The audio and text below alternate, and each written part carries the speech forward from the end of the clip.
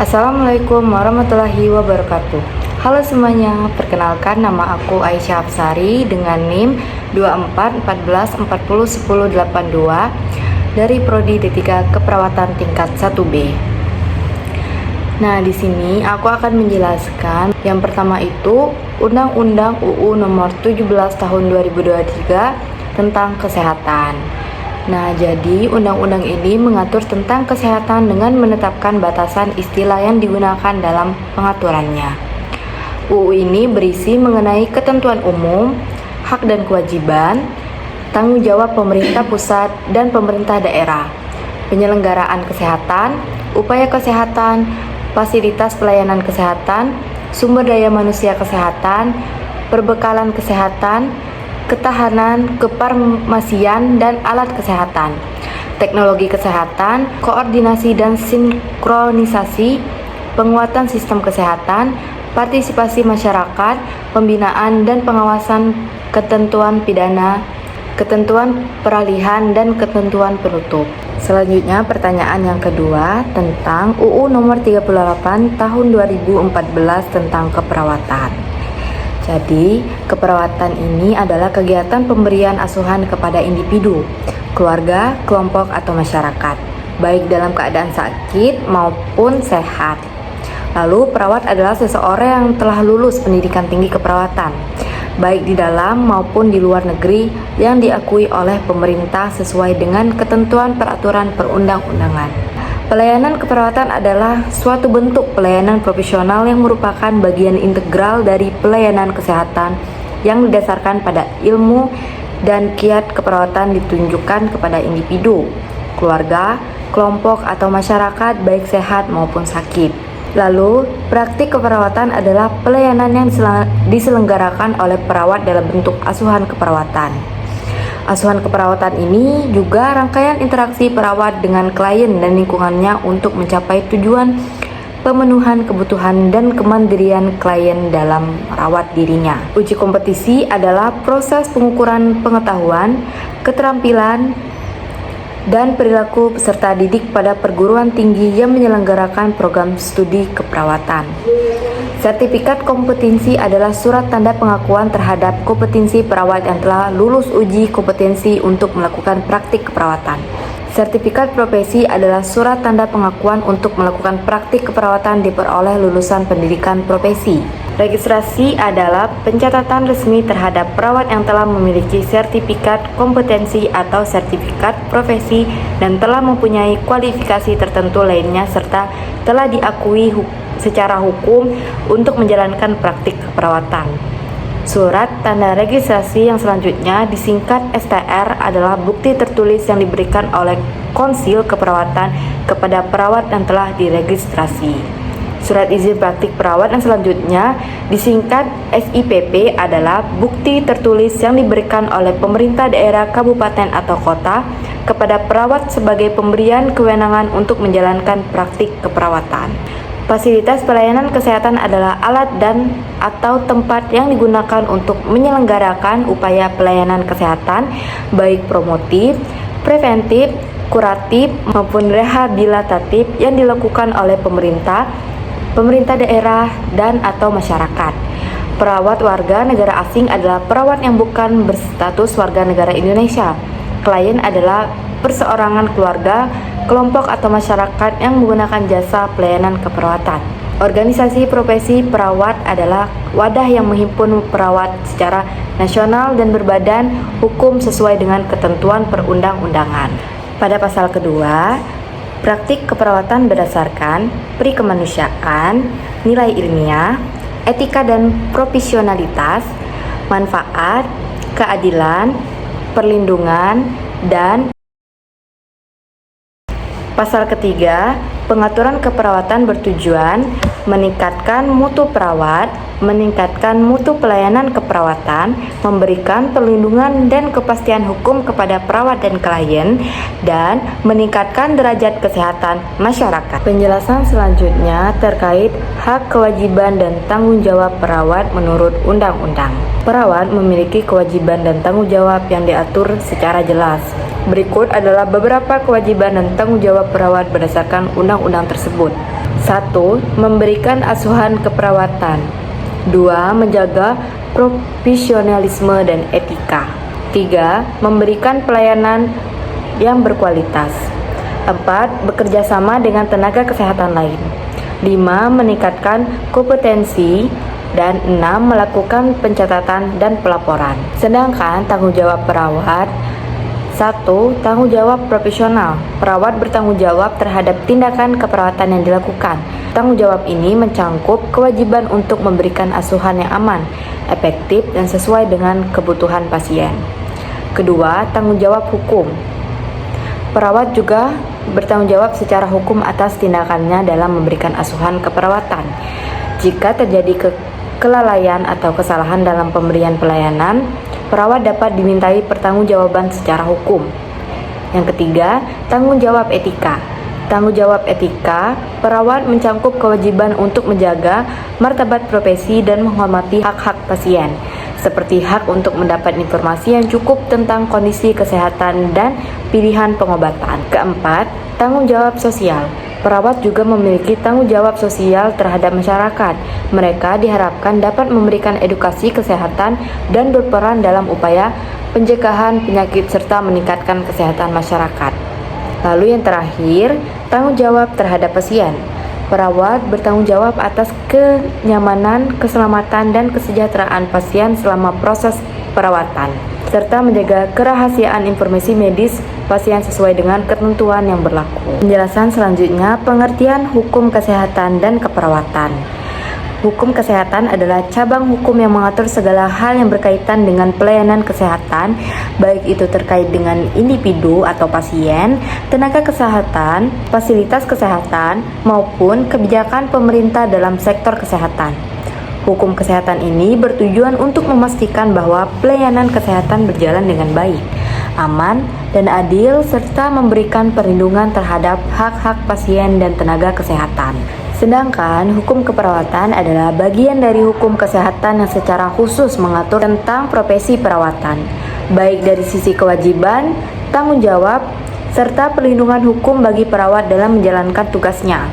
Hukum keperawatan mencangkup ketentuan yang mengatur tentang pendidikan, praktik, dan etika profesi perawat, serta hubungan perawat dengan pasien, masyarakat, dan rekan sejawatnya di dunia kesehatan. Selanjutnya, penjelasan terkait tujuan pengaturan hukum keperawatan dan kesehatan.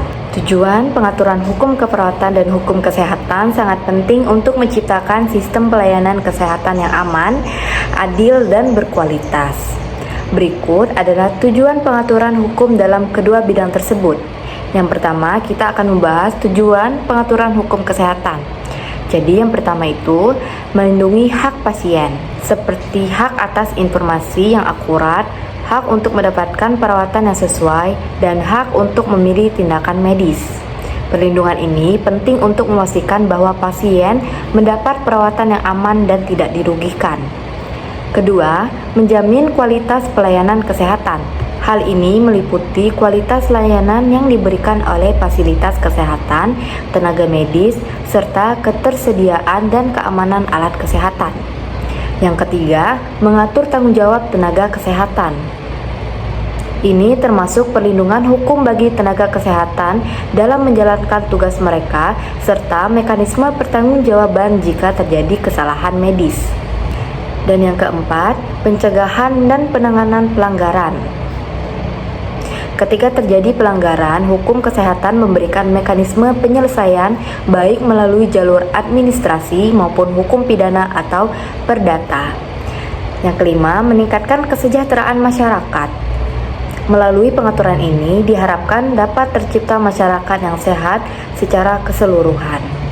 Dan yang terakhir, mengatur pembiayaan kesehatan. Misalnya melalui asuransi kesehatan atau program jaminan kesehatan nasional. Penjelasan yang kedua, tujuan pengaturan hukum keperawatan. Yang pertama itu menjamin profesionalisme perawat. Ini penting untuk memastikan kualitas perawatan yang diberikan kepada pasien. Yang kedua, melindungi pasien. Dengan adanya pengaturan yang jelas, hak-hak pasien untuk mendapatkan perawatan yang baik dapat terlindungi dan potensi kesalahan medis dapat diminimalisir. Ketiga, memberikan perlindungan hukum bagi perawat. Dengan adanya aturan yang jelas tentang kewajiban dan tanggung jawab, perawat dapat lebih percaya diri dalam menjalankan tugasnya serta terlindungi jika terjadi masalah hukum. Keempat, mengatur pendidikan kompetensi perawat. Dengan begitu, perawat selalu siap menghadapi perkembangan ilmu keperawatan dan memberikan pelayanan terbaik kepada pasien. Yang kelima, menciptakan etika profesi yang baik, seperti menjaga kerahasiaan informasi pasien, bertindak dengan integritas, serta bekerjasama dengan tim medis lainnya untuk kepentingan pasien. Terakhir, mengatur praktik keperawatan yang aman. Hal ini terkait dengan penerapan standar praktik keperawatan yang baik. Penjelasan selanjutnya, pengertian malpraktik dan kelalaian dalam praktik keperawatan.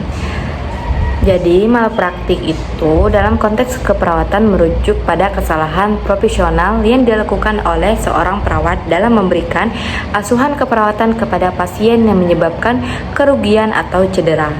Malpraktik terjadi ketika perawat tidak memenuhi standar perawatan yang diharapkan dalam profesinya atau bertindak di luar batas kompetensinya sehingga mengakibatkan kerugian bagi pasien. Sedangkan pengertian kelalaian dalam praktik keperawatan, kelalaian dalam praktik keperawatan itu merujuk pada ketidakmampuan atau kelalaian seseorang perawat untuk melakukan kewajiban profesionalnya dengan hati-hati dan sesuai dengan standar perawatan yang berlaku.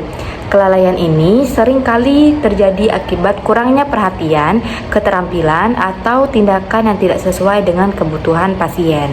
Nah, selanjutnya penjelasan terkait faktor yang mempengaruhi malpraktik dan kelalaian dalam praktik keperawatan. Faktor-faktor yang mempengaruhi malpraktik dalam praktik keperawatan itu, yang pertama, kurangnya pengetahuan dan keterampilan. Misalnya, pada faktor pendidikan, perawat yang tidak memiliki pengetahuan yang cukup atau keterampilan yang diperlukan untuk menangani kondisi medis tertentu lebih rentan melakukan kesalahan atau tindakan yang salah. Hal ini sering terjadi jika perawat tidak terlatih dengan baik atau tidak terus mengikuti perkembangan ilmu keperawatan. Nah, lalu yang kedua, stres dan keletihan. Misalnya, adanya beban kerja berlebih. Perawat yang bekerja dengan jam yang panjang atau memiliki beban pasien yang tinggi dapat mengalami kelelahan fisik dan mental.